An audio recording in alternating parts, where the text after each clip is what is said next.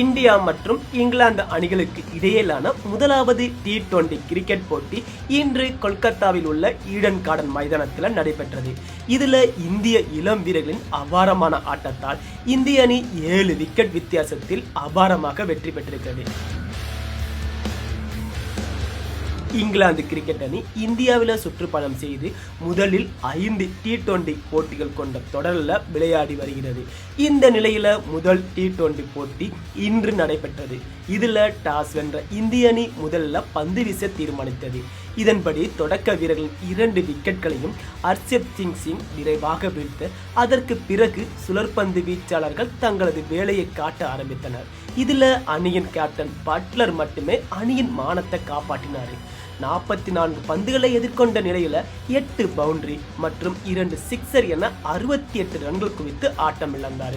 இவரது பொறுப்பான ஆட்டத்தால் தான் இங்கிலாந்து அணி 132 ரன்கள் எடுத்த நிலையில் அனைத்து விக்கெட்டுகளையும் இழந்தது. பந்து வீச்சில் வருண் சக்கரவர்த்தி அதிகபட்சமாக 3 விக்கெட்டுகளை கைப்பற்றினார். அதற்கு பின்னர் வெற்றி இலக்கை நோக்கி இந்திய அணி களமிறங்கியது. தொடக்க வீரர்கள் சஞ்சு சாம்சன் மற்றும் அபிஷேக் சர்மா ஆகியோர் தொடக்கத்திலேயே இங்கிலாந்து அணியின் பந்து வீச்சை வெளுத்து வாங்கினாங்க. இதுல சாம்சன் 20 பந்துகள்ல 26 ரன்கள் எடுத்த நிலையில ஆர்ச்சரின் பந்து வீச்சில் ஆட்டம் இழந்து வெளியேறினார்.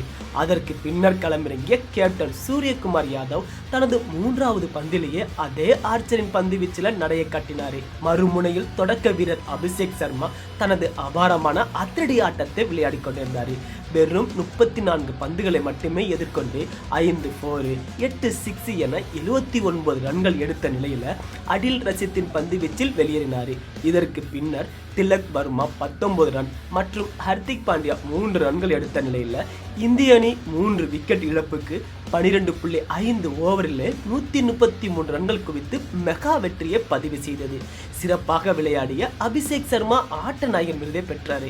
ஈடன் கார்டன் மைதானத்தில் இந்திய அணி தொடர்ச்சியாக 2016ஆம் ஆண்டு முதல் 7 T20 வெற்றிகளை பெற்று சாதனை படைத்துள்ளது என்பது குறிப்பிடத்தக்கது.